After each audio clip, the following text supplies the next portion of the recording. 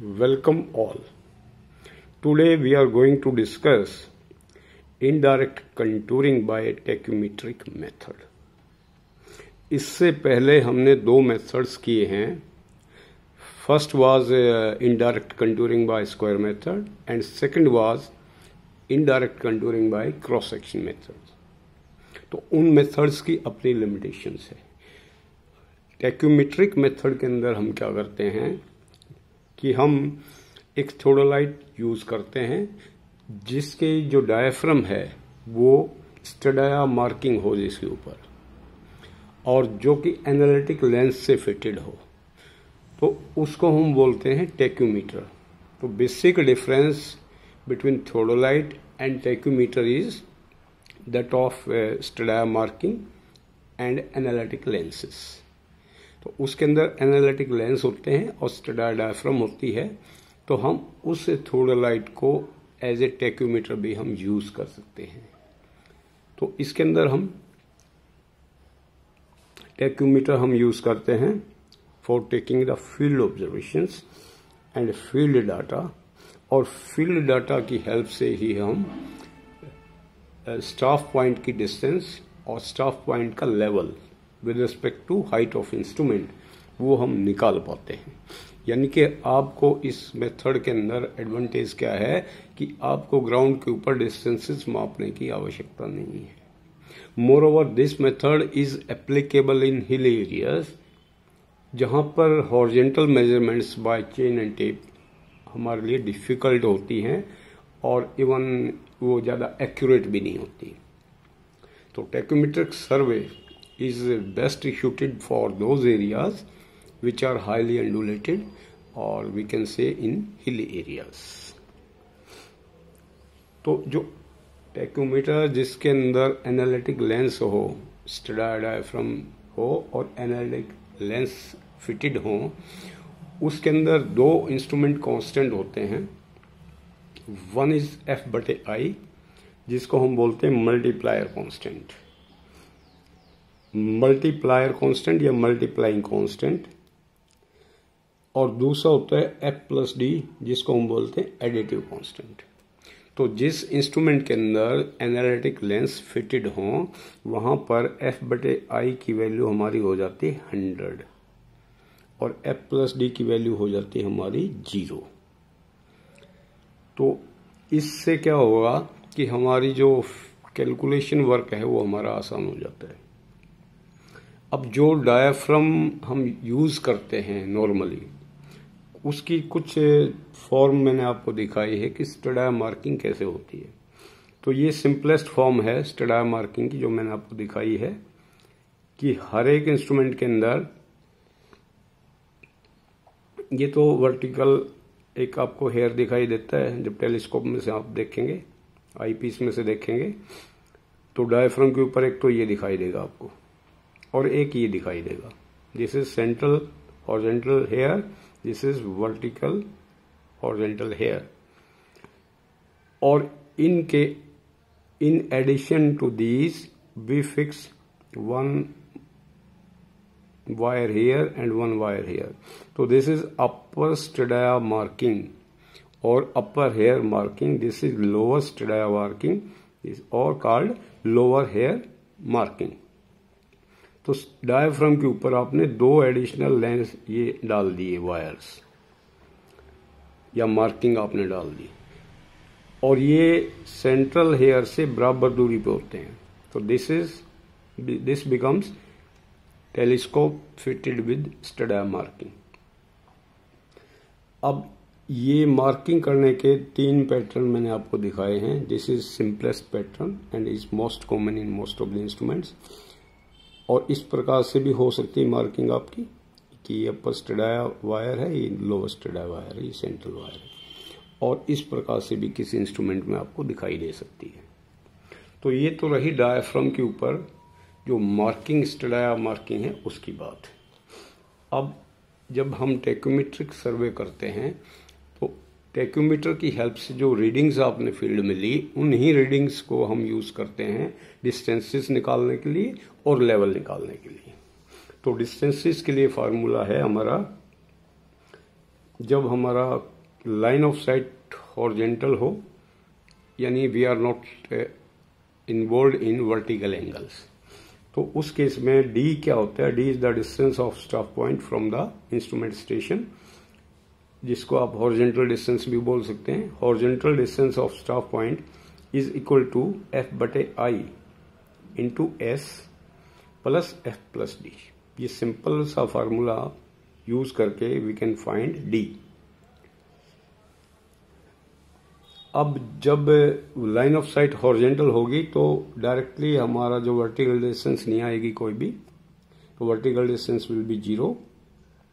और अगर हमारी line of sight inclined up है, यानी हॉरिजॉन्टल से आपने ऊपर की तरफ देखा है या हॉरिजॉन्टल से आपने नीचे की तरफ देखा है, तो this is our inclined line of sight upward, line of sight inclined downward.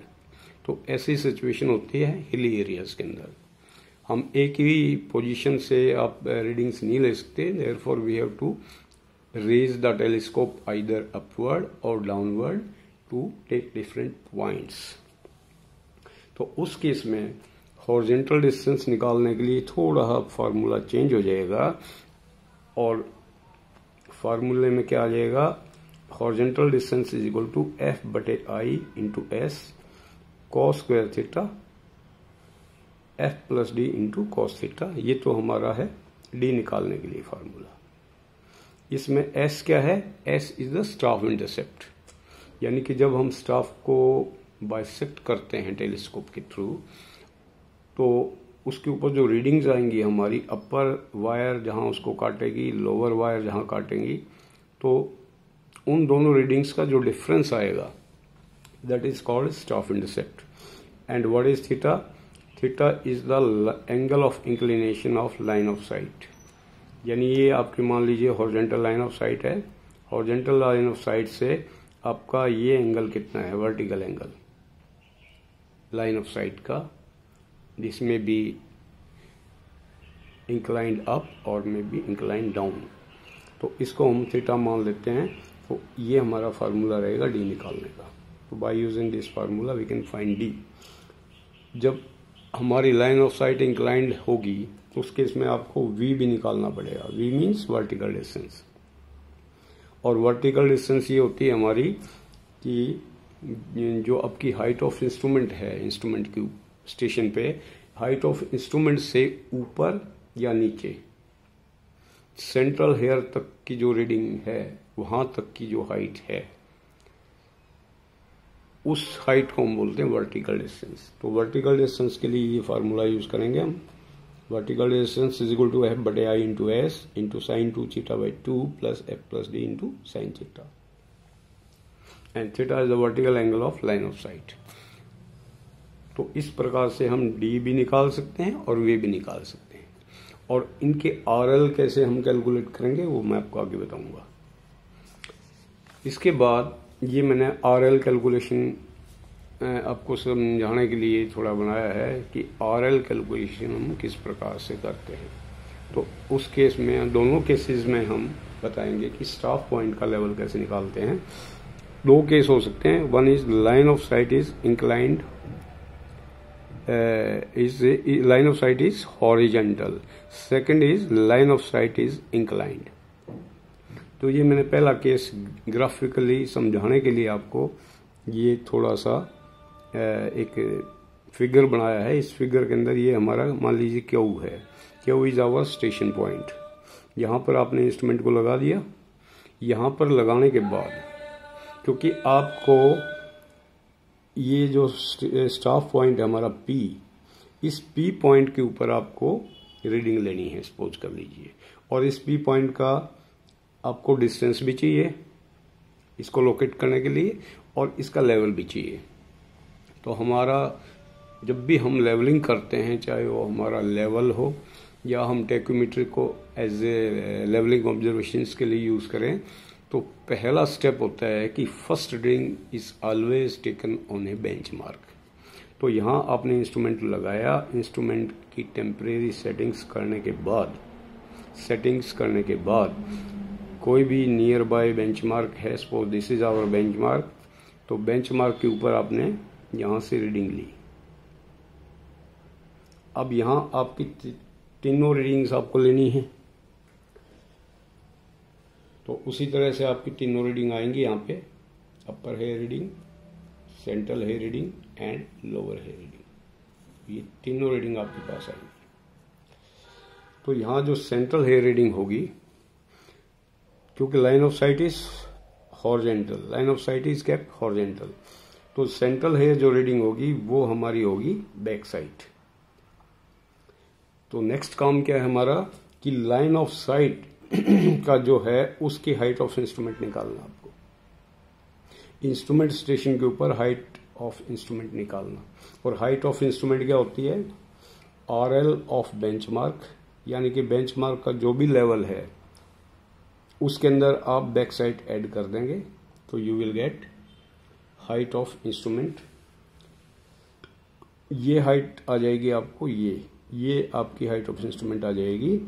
और इस हाइट में से ये अगर P पॉइंट के ऊपर जो सेंट्रल हेयर रीडिंग ली है आपने, ये आप माइनस कर देंगे, तो you are getting the level of point P।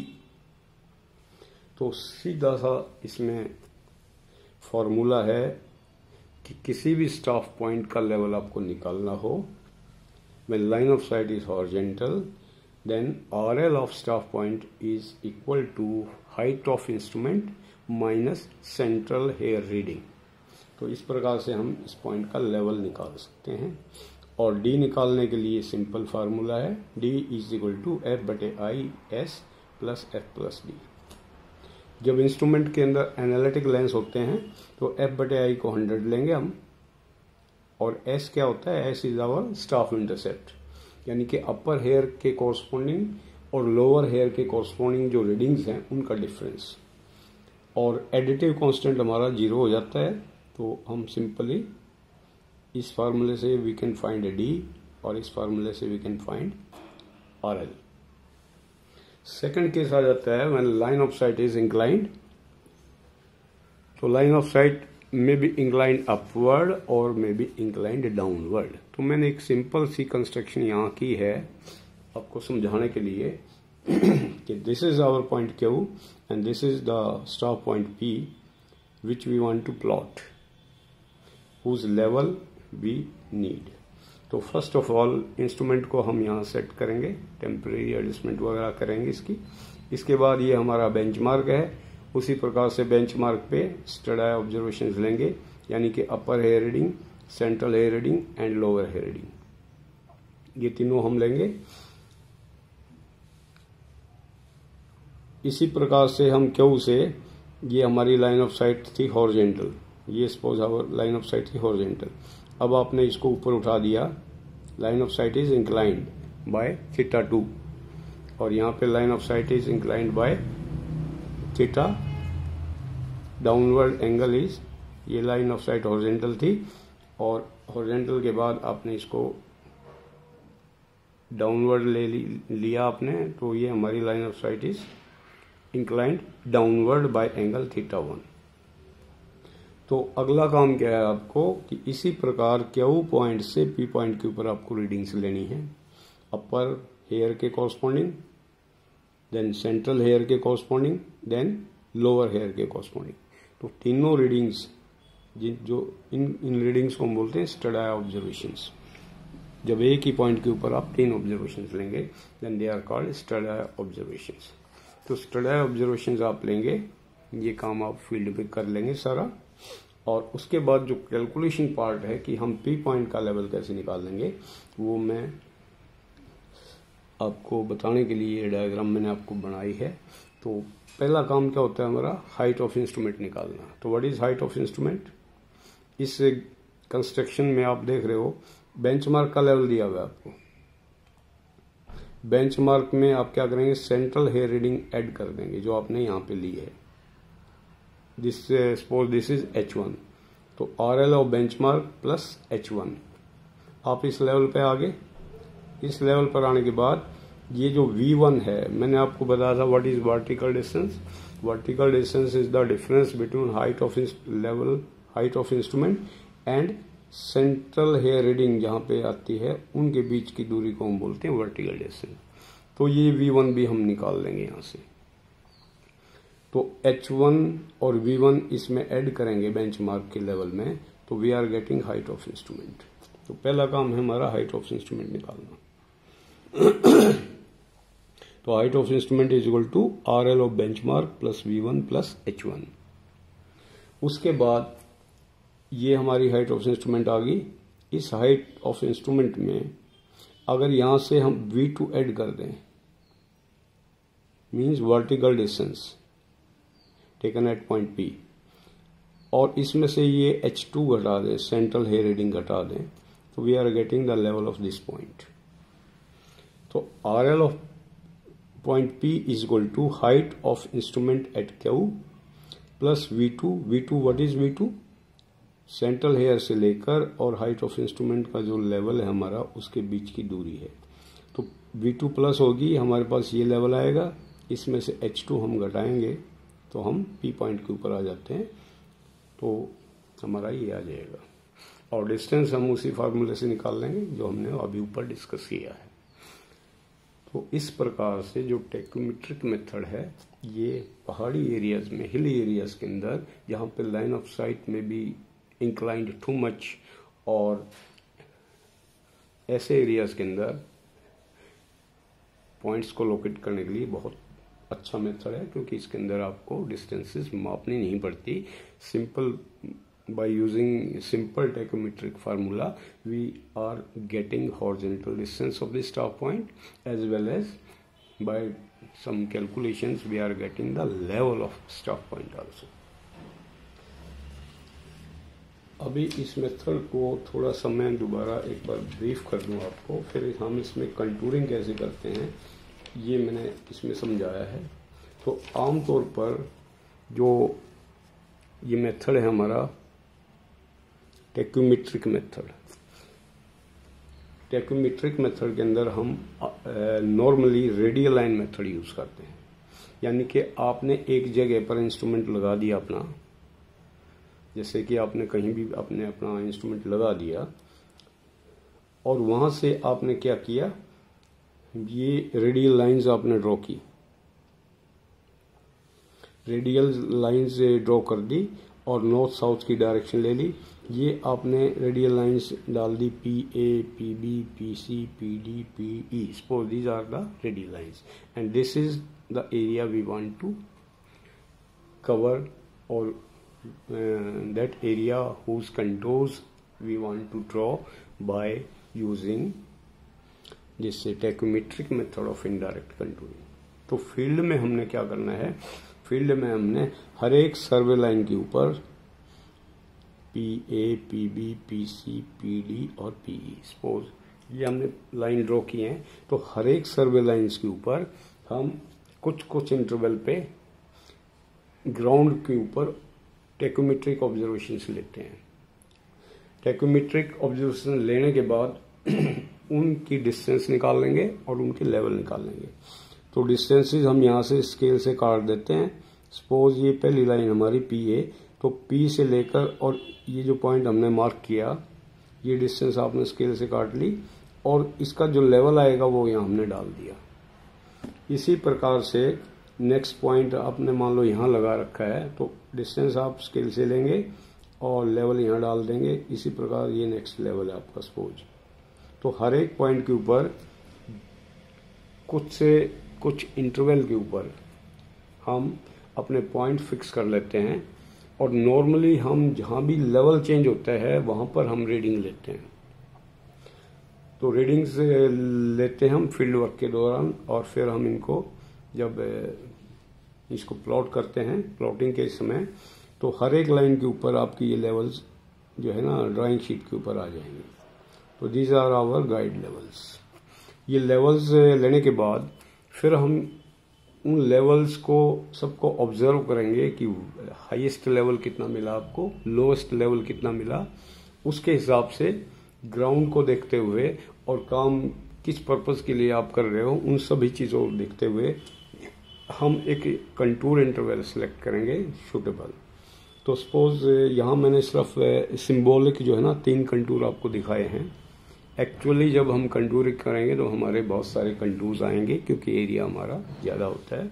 तो ये जस्ट अब एक सिंबॉलिक फॉर्म में मैंने सिर्फ 3 कंटूर आपको दिखाए हैं। तो मान लीजिए हमारे पास जो लेवल्स हैं वो इस प्रकार से जैसा मैंने आपको दिखा रखा है। तो कंटूर इंटरवल सपोज हमने लिया 0.5 मीटर। तो ये मैंने कंटूरिंग जो है ना कंटूर्स निकाले हैं इन लेवल्स की हेल्प से। ये जो गाइड लेवल्स हैं हमारे पास हर एक लाइन के ऊपर, इनकी हेल्प से हमने कंटूर्स ड्रॉ कर दिए। Suppose this is our 100 metre contour, this तो next contour will be 100.5 and next will be 101 and so on, and next may be 101.5 and so on. तो इस प्रकार से हम कंटूरिंग करते हैं। अब ये जो है जब भी हम ग्राउंड पॉइंट्स की बात करते हैं तो ground points are always represented by capital letters ABCDE। These are our ground points. और जब उनको हम शीट पे प्लॉट करते हैं तो हमेशा हम स्मॉल लेटर्स से इनको रिप्रेजेंट करते हैं। तो these are the plotted location of the ground points. तो दिस इज प्रोसीजर की अगर हम बात करेंगे तो बड़ा सिंपल सा प्रोसीजर है और वो हम इस प्रकार देख सकते हैं कि सबसे पहला हमारा काम है फील्ड वर्क। तो फील्ड वर्क के अंदर हम क्या करते हैं, field work includes fixing suitable position of tacheometer and guide points on various radial lines. Also temporary benchmark is fixed near the area। तो फील्ड वर्क में हमारा मेन काम क्या है कि उस एरिया में एक सूटेबल जगह पर आप अपना टैक्योमीटर अपना फिक्स कर लें जहां से कि सारा एरिया विजिबल हो, और साथ में आप प्लेन टेबल रखेंगे जिसके ऊपर आप ये प्लॉटिंग का काम करेंगे, या प्लॉटिंग का काम हम बाद में भी कर सकते हैं।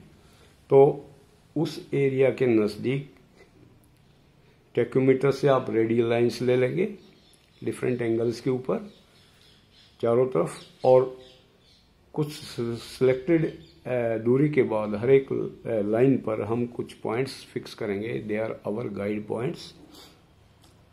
और साथ ही साथ इस एरिया में एक अपना टेम्परेरी बेंचमार्क भी हम फिक्स कर लेंगे जो कि हम यूज़ करेंगे लेवल्स निकालने के लिए।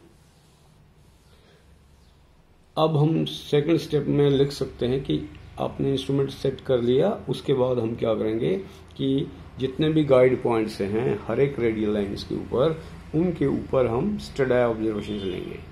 यानी हर एक पॉइंट के ऊपर स्टाफ की रीडिंग लेंगे, stadia observation, upper hair reading, central hair reading and lower hair reading. और उसके अलावा एंगल, वर्टिकल एंगल कोई है तो वो भी लेंगे।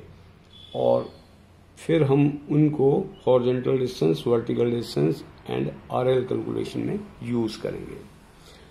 इसके बाद जो प्लॉटिंग का काम है हमारा, इन सारे पॉइंट्स को, सभी रेडियल लाइंस को आप शीट पे प्लॉट करेंगे, गाइड लेवल्स को प्लॉट करेंगे, and plotting is always done with respect to the north south direction.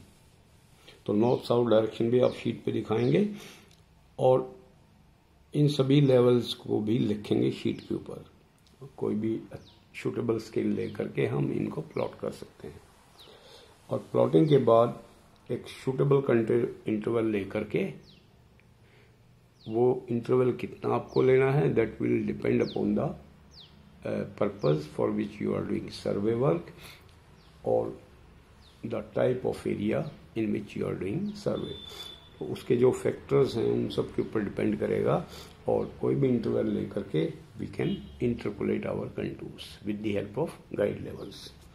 तो सूटेबिलिटी है इस मेथड की कि ये जो मेथड है पहाड़ी एरियाज में, हिली एरियाज के अंदर जहाँ पर चेन और टेप सर्वे काम नहीं देती, वहाँ पर हम डिस्टेंसेस निकालने के लिए और ग्राउंड पॉइंट्स के लेवल निकालने के लिए हम इस मेथड को यूज करते हैं। And this method is also sufficiently accurate.